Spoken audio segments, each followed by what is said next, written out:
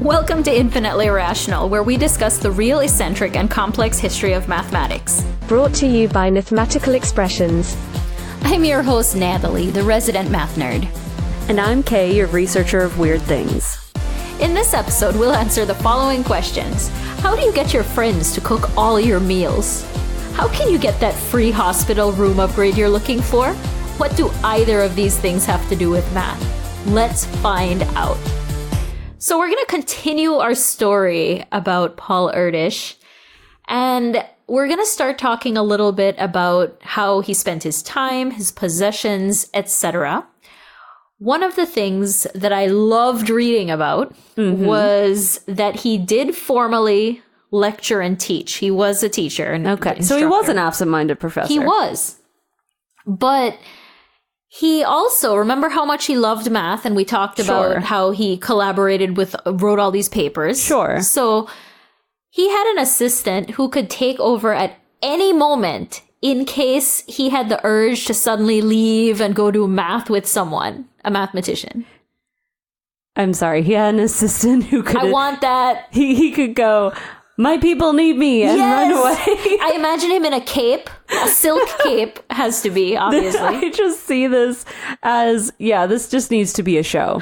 Where he just runs off, just starts, my people need me. It's a Superman moment. He starts pulling off his silk suit. You know what it is? Someone's holding his cape, the fan is blowing, right? And he's standing there, arms on his hips. That's why he was always running off into walls. Yes. Clearly. Well, so in addition to having an actual job, he was not a poor guy, despite the fact that he went around in rumpled suits and he didn't have a lot of clothes. Look at that. Yeah, he wasn't poor. He made quite a bit of money because he would win mathematical prizes. Some of these would total up to $50,000. Intense. Yeah, so he was winning a lot of money. Plus, being an instructor, he was getting a salary, but he'd give it all away. He only kept the bare minimum of what he needed. So he was a real Neoplatonist. Yeah, absolutely. I don't know if he had any everywhere. He definitely didn't have cloaks. We know exactly what he wore. But yeah, he'd give it away. He'd give it to everyone. He'd give it to colleagues. He'd give it to students. He'd give it to strangers. He was notorious for giving money to the homeless. You know, there is a story where he gave away, nearly a month's salary? Yeah, an entire month's salary to a beggar who was just asking for money for a cup of tea. He sat there and he took out the money and he said, well, this is how much I need. Here, you have the rest. That is so intense. Can you imagine that guy? Could I please have just enough money for a cup of tea? Here's an envelope with hundreds of dollars in it. By a guy who also looks like he might be homeless. Why was he begging him, I guess? Right? Like, that is not the guy to ask for money if you were going to peg one. Maybe that's why he only asked for a cup of tea. I'll get my dinner elsewhere. Well, there's also a story that he lent something like $1,000 to help pay for the tuition of a student who was trying to go to Harvard. And then when the student tried to pay it back, a young mathematician, and when he tried to pay it back, Erdös said, no, I don't want it back. Tell him to do with it what I did. So pay it forward. Which is really impressive. That is really nice. It makes me like him a lot. A lot. As we got into all of these research, all the sources, I love this guy more and more. He reminds me of someone honestly, he reminds me a little bit of my grandfather, who was not anywhere near as eccentric on the scale, but you just have this love for this man. After reading about him, I'm so sorry that I never got the chance to meet him. Right? I just missed him. Just a little bit. But, he also offered up money in lectures to sometimes spur people on to solve problems. Well, that'll definitely get more class participation.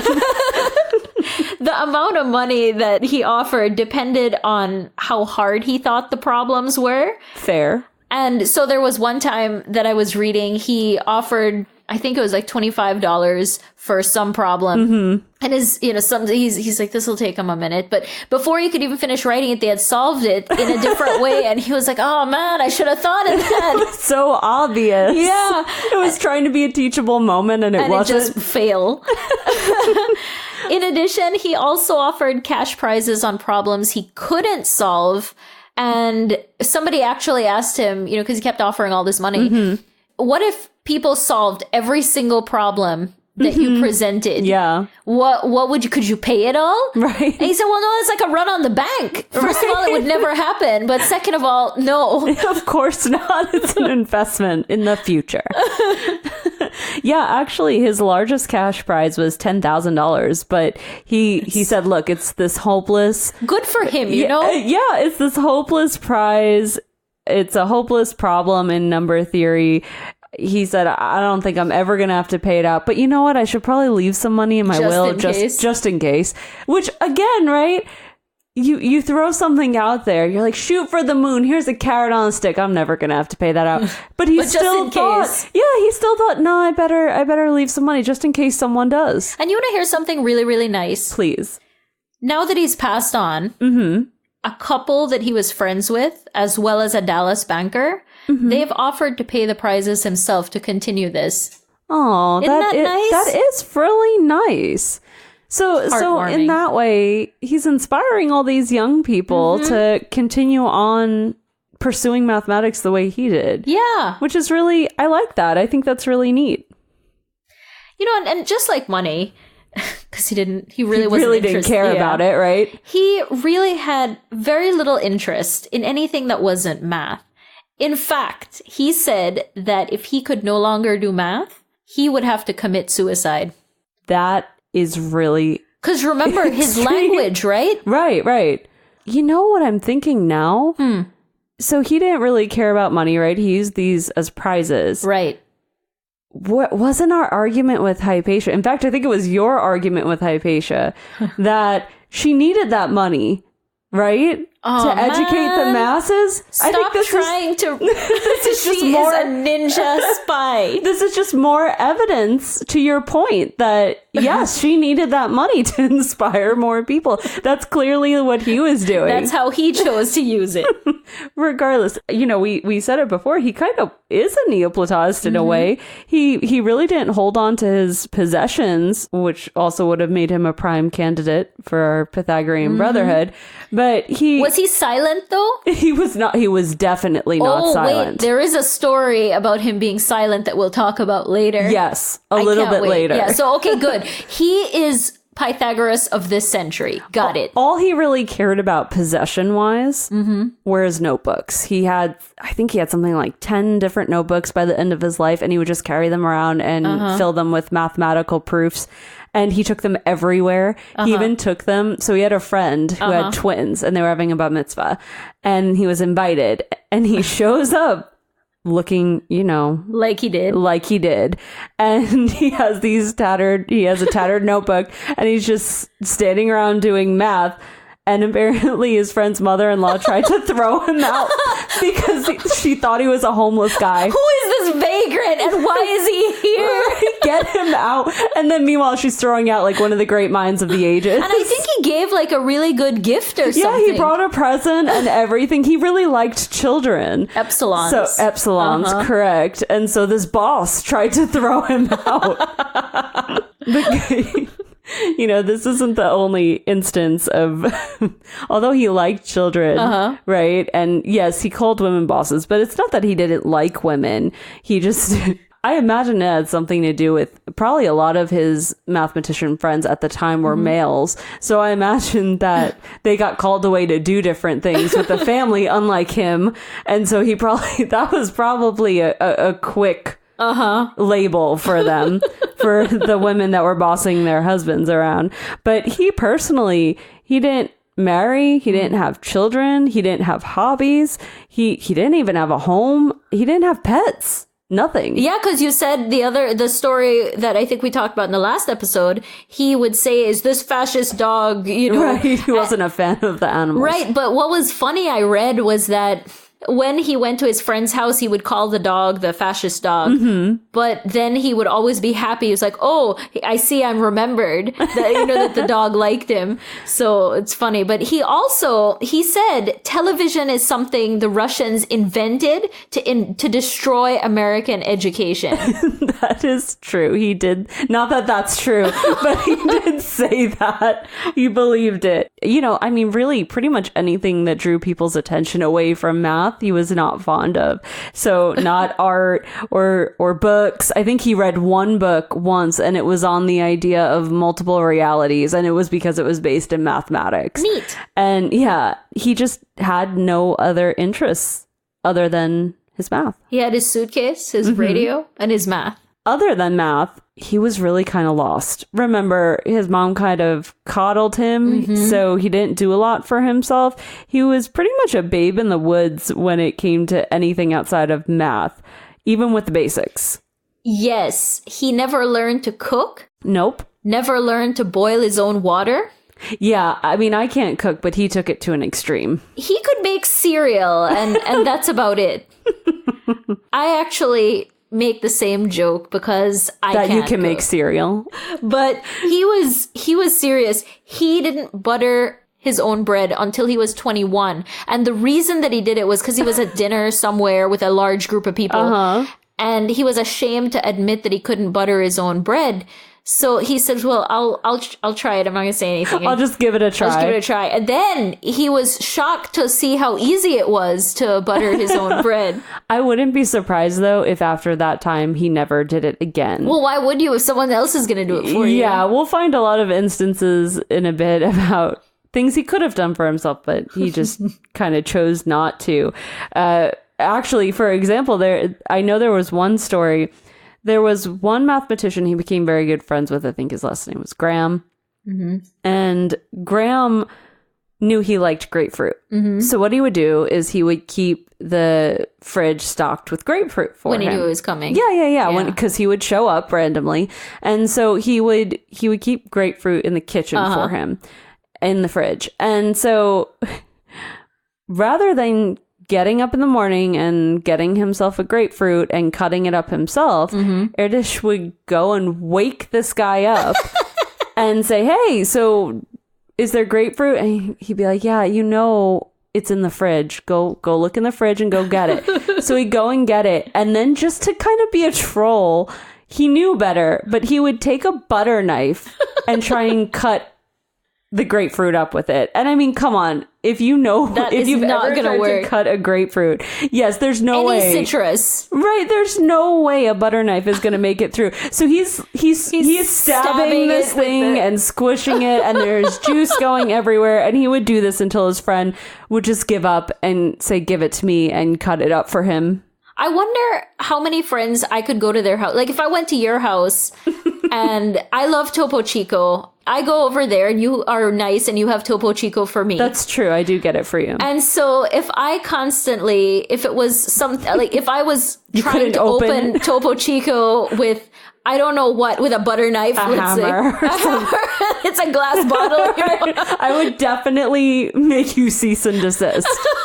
Stop. I'll open your stupid Topo Chico. Here, don't touch it again. And I would never get you another one, though. That's the difference. I would continue to get you them. Food prep wasn't the only thing that he didn't learn right away. No, he was actually 11 before he tied his shoes for the first time. Okay. Even as an adult, sometimes he would still stick his foot out and ask people to tie his shoe for him. See, again, he learned at 11, which, yes, he's a late bloomer there, but he knew how to do it, and he wouldn't. Please tie my shoe. He would, and just stick his foot out. Well, yeah, he's becoming a hazard. It seems he quickly learned that if he became a hazard, he could get people to do things for him. In addition to not tying his own shoes or cutting his own grapefruit, the same friend who would cut his grapefruit for him would sign his name on his checks and deposit them for him, because otherwise he wouldn't deposit his own money, which we knew he was going to give away. How would he pay his prizes? Right, how would he pay his prizes? And not only would he not cash his own checks... Didn't the guy say that if Erdös signed his own check at this point, the bank wouldn't recognize it as... Yeah, because he had signed it for so long. This is one of his very close mathematician friends and sort of took care of him. I think they called him, they called people who did this, who looked after him, Uncle Paul sitters, which tells you how much they had to take care of him. And how much they also loved him. Yeah, it's both. But in addition to not taking care of his own monetary affairs, he didn't really know how to navigate social circles, he would try. I think he knew, right, that not everyone wanted to talk about math. Yeah. And so he would take a stab now and then at asking about things that were not math related, right? He'd try and be, I guess, personable. And the problem was he never remembered the answers. So he would ask the same questions over and over again. So, for example, he'd be served rice and he would say, well, what is this? And how do you prepare it? But remember, he never cooked for himself. So it's not like that's useful for him to have. And the next time he was served rice, he would ask the same questions all over again. But I feel this because I get nervous in social situations. I don't like making small talk, but I do my best. And sometimes you're running off adrenaline at that point when people are talking to you and you're just responding you're back to them. Going, how do you make rice? It's like a fight or flight thing. And you just say the things and you just make your small talk. People have said that they think I'm funny and polite, but I don't remember anything afterwards. It's just a blacked out memory. It's like hysterical amnesia.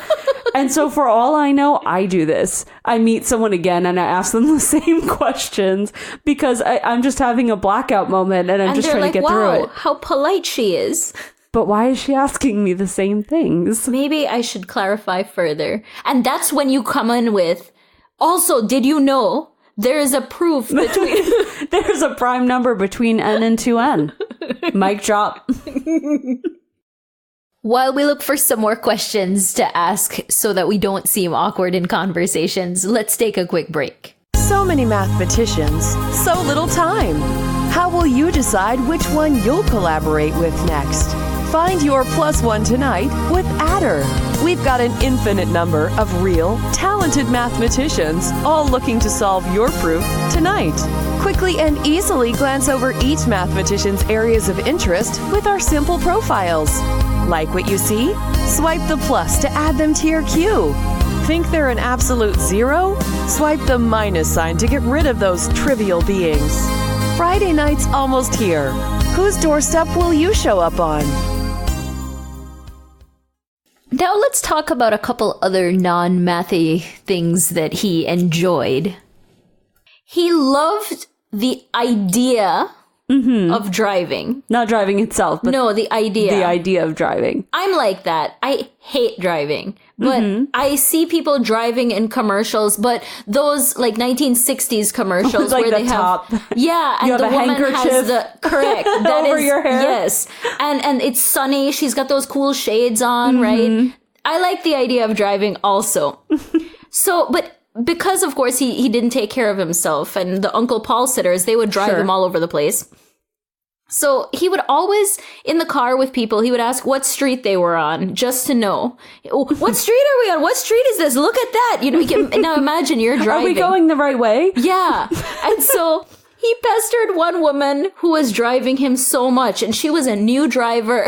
Oh, no. And So he pestered her so much and just got her so nervous that she actually hit another car due to the distraction. Oh, no. He totaled her car with that nonsense. So she said she was never going to drive with him again. I would do the same. I'm a nervous driver. I was a late bloomer when it came to driving.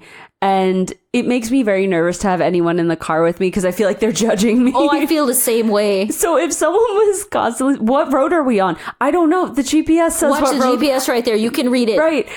Are we going the right way? Are we making a right now? Make a right. I would be so nervous. I would probably do the same thing. Or I would pull over and tell him to get out. And I would send someone else to pick him up. I can't believe she crashed that car. I just can't believe she crashed that car. Well, it doesn't surprise me that he would ask what street they were on because apparently towards the end of his, I don't even know if it was towards the end of his life, but at some point he badly needed cataract surgery. Probably after his glasses broke. Right. Well, remember, he said he couldn't see out that eye. So around the same time he broke his glasses. And had these shards of glass near his eyeball. Right. He knew he needed to go have cataract surgery, but he put it off for years. Jeez. Years, because he knew it would require some downtime. I think only like a week. Yeah, but that would keep him from traveling around and working with mathematicians, and he wouldn't have that. he was practically blind in the one eye, clearly, from the glasses story, before he was finally convinced to go in and get cataract surgery. Get this. So he's sitting there. Sure. He is there. Getting his surgery. This isn't one of the prep meetings where they tell you what's going to happen. He is there in the chair. Yeah, they're deadening the eye so that they can get started. And he starts to pick a fight with the surgeon because he goes, well, you're only working on the one eye.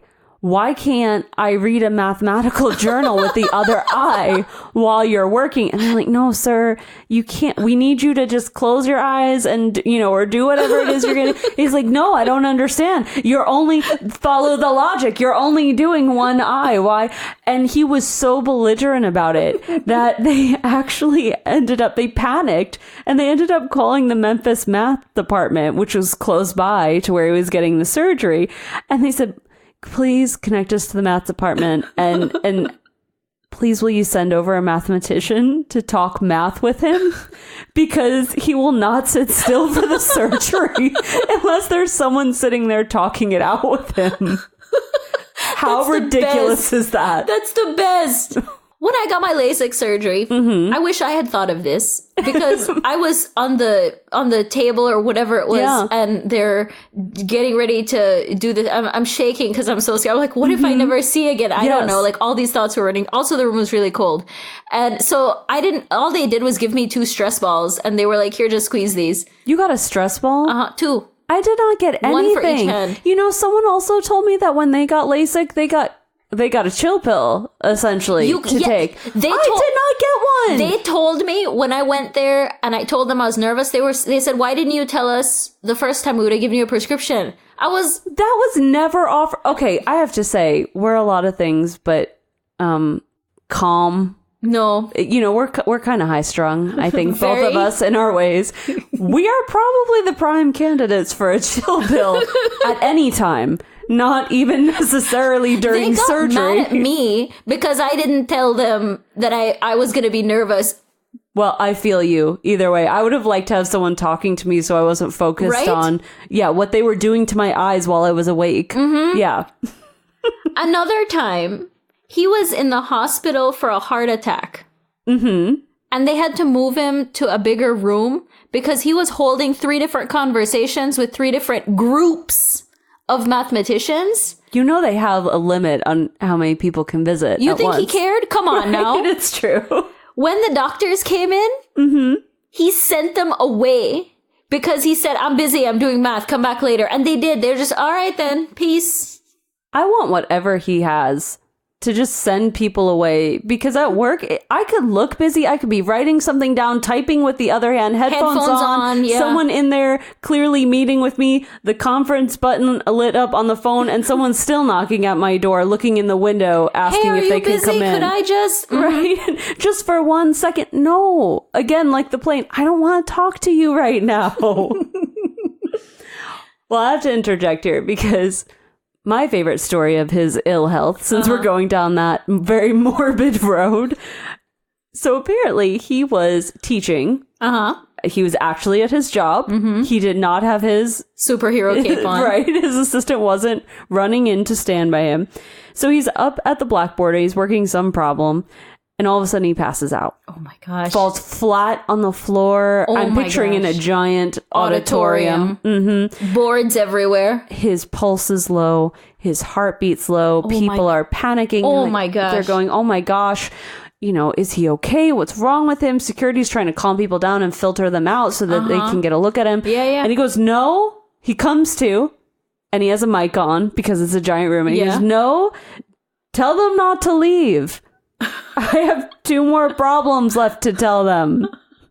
Which I just love it, because I think every instructor I've ever met is like this. Yes. Wait, I have 5 more minutes of class time. I can remember once I was working at a school and for some reason, the fire alarms were going off more regularly than they should have. We're not talking a ton, not every day, but regularly enough to be annoying. Right. And one day it went... you know it's so loud. It is, and it disrupts class and all these things. But one day it went off, and we all go out, and we're wondering what's taking so long before they give us the all clear to go back in, because we figure it's a fire drill. Well, it wasn't a fire drill. Something in the pump room went off, whatever. It set the alarm off for real. We found out later that there was an instructor who decided to just ignore it and keep on teaching and told all our students to just stay in, just stay here. I'm going to just teach on through It's fine. And she had no idea that it was, if it was serious. And it was not just practice. Not a joke, yeah, it was not a drill. And she just taught on through it. So I think he'd like her. Kind of talking about not the negative points of his personality. I wouldn't classify them as negative. I would say he's dedicated. Yeah. But he was so dedicated to math that actually the last, I think something like 25 years of his life, he ended up taking 10 to 20 milligrams of Benzedrine / Ritalin. And he would supplement that with strong espresso and caffeine tablets. Oh my gosh. He really liked to say that a mathematician is a machine for turning coffee into theorems. So we know his standpoint on coffee beans. So yeah, it was incredible. He really, and this was all for the pursuit of math, right? So he could stay up longer and have more attention on math. We talked about how his friends really liked him. They cared about him a lot. Sure. And one of them was getting kind of worried about him. And so his friend... Because of his drug habit. Right. Because that's intense. And it was a drug habit. He was not being prescribed this for anything special. Yeah. And so once a friend bet him $500 that he couldn't give up the drug habit for a month. Did he make it? He did. Wow. Cold turkey. Cold turkey. Wow. So then he rolls up to his friend's house and he tells him, well, you proved to me that I'm not a drug addict, but you just set math back a month. Be it on your head. So he said, I don't have a problem. I've proved it. But thanks. Not only did they set math back a month at that point, he kind of knew, right? He knew it wasn't good. Yeah. He knew he shouldn't be taking all these drugs, but he had absolutely no desire to stop doing it. It helped him to do his work. But there was an article published about him once. I think it was by the author of the same author who wrote the book that we mentioned. And the author said, what did you think about it? Because he's a friend of his. And he said, yeah, I liked it, but you should have left out the part about the drugs because I don't want kids thinking that they need to do that in order to succeed. Which, right, again, so I learned something negative about him that makes me go, maybe he wasn't as great as we thought. And then he comes out with something insightful. Again, this like heartwarming. That. Right. Even though it's, it's not okay for me really, but I'm going to do it anyway. But you definitely should not do this. So I think that's really interesting. Oh, I didn't think about this before. What's that? But he was in the ideal state a lot of the time. He awake. He is the quintessential 20th century Pythagorean. Man, I did not realize when we structured this that Erdös was going to be the one who wrapped up both Pythagoras and Hypatia. But when he was in this ideal state, he used it so that he could travel from continent to continent looking for mathematical talent and colleagues who he could do math with. So he would just show up on doorsteps and he would essentially use them up and then move on to the next one. He would stay with one for a little bit and then move on to the next one. And he expected that other people would be able to be just as devoted as he was. In fact, if he wasn't with them, if he wasn't showing up on their doorstep, there's at least one story where he called someone at 5 a.m. because there was just some piece of important mathematical information he needed to share. First of all, he was on the East Coast and he called them in California. But second of all, I feel that because when inspiration strikes, I always want to share it immediately Probably much to the chagrin of both you and my husband, because you guys are frontline. Because I don't have as many friends as Erdös.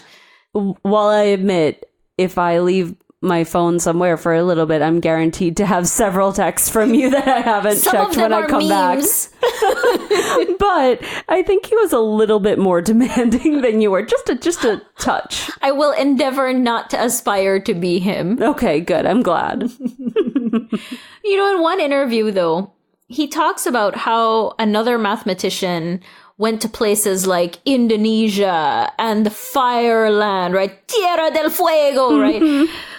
But there wasn't much math there.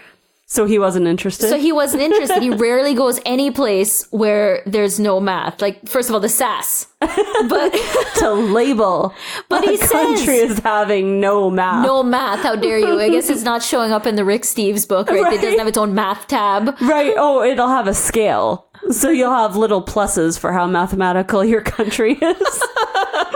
Or yes. I just got that joke. It's like little pluses. Maybe it was, it's a math symbol. The most basic, because those are the only ones I know. Infinity symbols. Too advanced. But, you know, what he said, right, was before I leave, I hope to visit Japan before he dies, right? Oh, right. Leaving is dying. So before I leave, I hope to visit Japan. Mathematically, it's very interesting. So I guess it's like a 10 plus on the Rick Steves mathematical scale. All the way, yeah. What exactly is so mathematically interesting? I don't know. I would need to really think about it, because maybe I need to do some research before we come back for our last episode. So we've talked about a ton of interesting stories with Erdös. Next time, we'll conclude by talking about some more of his adventures being a house guest. In Math Magic Land. And also, more of the ways in which he was a teacher. Join us next time. Thanks for joining us for today's episode of Infinitely Irrational. For more fun, the research and math behind this episode, visit us on the web at www.infinitelyirrational.com. This episode was edited by Mathematical Expressions. This episode was written and narrated by Mathematical Expressions and Kay. Research for this episode was compiled by Kay. See you next time!